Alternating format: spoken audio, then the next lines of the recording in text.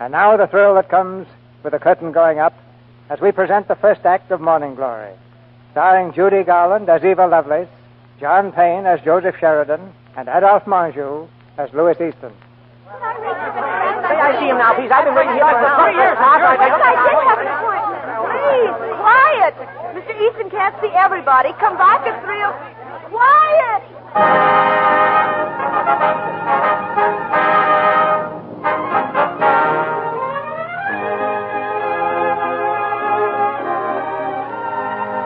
Louis Easton, the famous theatrical producer, is casting a new play.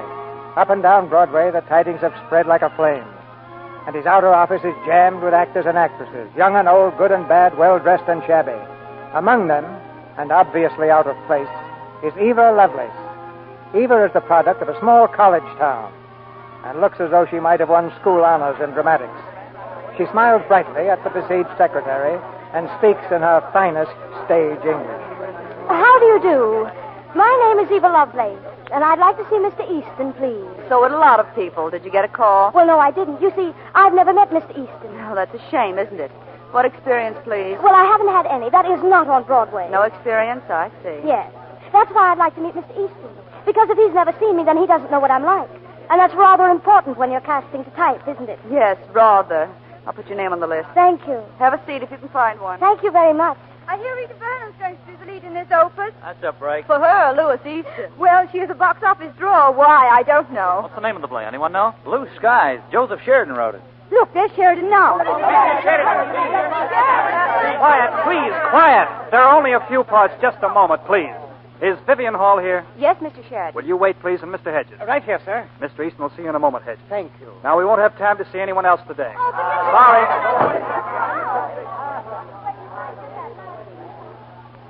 Miss Hall. Oh, yes? May I congratulate you on obtaining a part? It must be thrilling to work for the great Mr. Easton. Thank you. I don't believe I've met you. My name is Eva Lovelace. You've probably never heard of me because I'm just starting. If Mr. Easton takes me, this will be my New York debut. Oh, but I've acted ever since I was a child. Really? Oh, yes, just little theaters, of course. Amateur, but good. I suppose you've had a great deal of experience. Yes, I have. Aren't you cold in that suit? It's hardly warm enough for a day like this. Oh, well, I like to feel cold. It makes me feel strong. Oh, Miss Hall, Yes? you won't have to stay any longer. Come in tomorrow and we'll give you the part. Thank you. Mr. Hedges, do you mind waiting a few more minutes? Not at all. I'm used to waiting. Thanks. Mr. Hedges, did anyone ever tell you you have an absolutely exquisite voice? Well, thank you, young lady. I could tell you with the real thing right off. I'm taken for English sometimes, too. That is, at home in Franklin, Vermont. May I sit beside you? Why, certainly. Thank you. Of course, I know your name is Hedges, but won't you tell me your full name? Because I want you to be my very first friend in New York. Well, it's Robert Harley Hedges. My, it's impressive. Mine's Eva Lovelace. And that's a nice name. It's partly made up and partly real. It was Ada Love. Love is my family name. I added the lace. Do you like it? A shorter name would be much more convenient on a sign. Still, Eva Lovelace in Camille, for instance, or Eva Lovelace in Romeo and Juliet. Sounds very distinguished, doesn't it? Oh, yes? You see, I don't want to keep my family's name because I shall probably have several scandals while I live, and I don't want to cause them any trouble until I'm famous. Then they won't mind. Yes, of course. You said something about my becoming your first friend. Yes. My friend and teacher. You speak so beautifully, and I know I speak so nondescriptly, but I wanted to ask you if you'll give me a lesson every day right off. Well... Oh, I want to pay. Not at once, because I have only enough money for a certain length of time. I've got to succeed before it's gone. But I had planned to go to the best teacher I could find and arrange to pay later. Of course, I should have to find someone who believed in me unequivocally. How? Unequivocally. Do you mean unequivocally? Yes, that's it. Merci, monsieur. You see, those are the things I've got to learn. Won't you give me a lesson every day and let me pay you later when I find a good part? But I live way uptown, and, well, my place isn't exactly a studio. Oh, that doesn't matter so long as it's quiet. And we can sit and smoke. Oh, I smoke, of course. Though in Franklin, it still isn't done in the best of families. Really? Oh, isn't that a picture of Ellen Terry up there on the wall? Yes, I played with her many years ago. Was she very lovely? Very. You've been in the theater a long time, haven't you? Did you know Sarah Bernhardt? Yes. She was the most wonderful of all, wasn't she? They were both wonderful. Bernhardt broke your heart. Ellen Terry mended it. I suppose I'll never be wonderful. Not wonderful like them. But I've got something wonderful in me, too. You'll see. You'll help me with all the great parts, won't you? Juliet, Lady Macbeth, Cleopatra. Someday my picture will be on that wall. Why not? You see that picture next to the door? Oh, yes, that's Rita Vernon. Rita Vernon. A few years ago, she was young and ambitious and unknown like you. She made a hit in a small part and... And now she's a star. She's in Mr. Easton's office now, isn't she? I heard someone say so. Oh, I'd love to meet her. I saw her once. She was so sweet. Yes, at times she's very sweet. She has a lovely disposition. Very lovely indeed. You might as well know it and know it right now, Louis Easton. I'm sick of the whole thing. Sick of it, do you hear? I wouldn't care if I never played another part for you again. Rita, please. Stop throwing my vases around. Now sit down and calm yourself. You're giving me a headache. What do you suppose you give me? 3 trashy plays in the last 2 years, and now another one. Rita, that's not very complimentary to Mr. Sheridan. Oh, don't mind me. I'm just the author. Oh, I'm sorry. I didn't mean to offend you, Joseph. You have written me a couple of hits. Well, thanks. But I don't want light things anymore. I want drama, something I can get my teeth into. But Joseph wrote Blue Skies especially for you. I wouldn't know it from reading it. The man's part hogs the whole show. Oh, Louis, why can't you get me something by what's-his-name? You know, the man who wrote the thing Catherine Cornell did last season. Molnar? Yes. Didn't you take an option on a play by him because Joseph was crazy about it? Yes, but then... Yes, he did. And it'll be a great play when we find the right woman for the part, Rita. Right woman for the part. Why haven't you sent this play to me to read? Well, it isn't translated yet, Rita. I'm working on it now. That's right. I don't think you'll like it, Rita. I'll decide that for myself. What's the name of it? The Golden Bough. Now listen, Rita. I'll tell you what I'll do. I'll make you a proposition. You play Blue Skies for me. After that, you can pick your own play. Any play you like.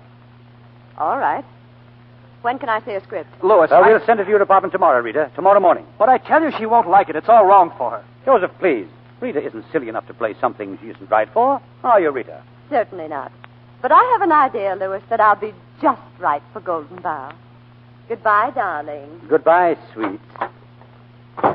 Louis, are you crazy? Now, wait. Vernon can't play that part. It's sacrilege. I know, but I had to do something to get her to play Blue Skies. Well, you didn't have to ruin the Molnar piece. Quiet. Come in. Mr. Easton. Yes, what is it? Mr. Hedges, sir. He's been waiting quite a while. Oh, yes, send him in. Good morning, Mr. Easton. Hello there, Bob. Sorry to have kept you waiting. Quite all right. Have a seat. Now, the part's right up your street. You play... How do you do, Mr. Easton? I'm so happy to meet you. What? How did you get in here? Oh, this is Eva Lovelace, Mr. Easton. She was waiting outside, and we were talking, and... And I just made Mr. Hedges bring me in. I hope you don't mind, Mr. Easton, but if there's one person I've wanted to meet, it's you. I just reverence your work. Thank you. That's very kind. Miss Lovelace is, she's rather anxious to become an actress. Well, that's fine. Now, Bob, about the part. It's not long, but it's good. The father again? That's right. How about it? Delighted. Well, go and tell Seymour to make up a contract. Thanks very much, Mr. Easton.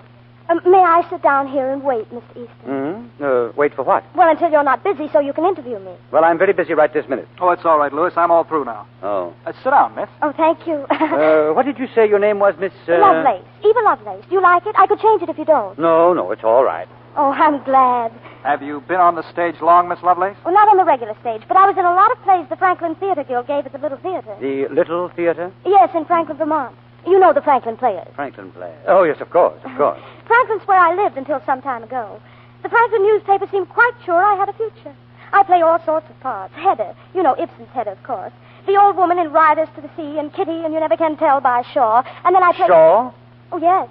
Bernard Shaw, the one and only. You think Shaw's clever, Miss Lovelace? Oh, he's our greatest living dramatist. Is that so? Oh, yes. By the way, I had a charming letter from him the other day. I wrote him a letter and told him I was coming to New York and expected to be very famous and have a theater of my own so I could act his Cleopatra. I have his answer right here with me.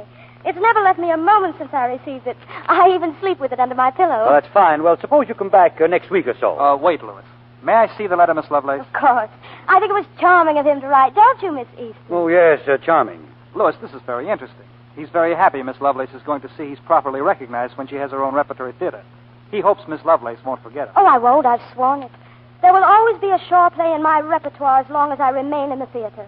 Of course, I expect to die at my zenith. My star shall never set. I've sworn that, too. And when the time comes when I feel I've done my best, I shall really die by my own hand. Some night at the end of the play on the stage. The producer will love that, I'm sure. Miss Lovelace, I hope you'll excuse me, but I have a few appointments waiting. Of course, I know. And you don't think there's anything for me in your new production? Well, I'm afraid not. There aren't any young girl parts in this play. Well, perhaps an old woman then, or a middle-aged one. I can do both. There really isn't anything, Miss Lovelace. Oh, I'm sorry. Of course, money is no object with me. I'll play any part that appeals to me for $20. Oh, but I'll never, under any circumstances, play a part for which I do not feel a sincere congeniality. Well, that's very creditable. Now, Miss... No money's nothing to me, absolutely nothing. I could have married for money if I'd wanted to. Edwin Talbot, the son of W.E. Talbot, one of the richest men in Franklin, wanted to marry me.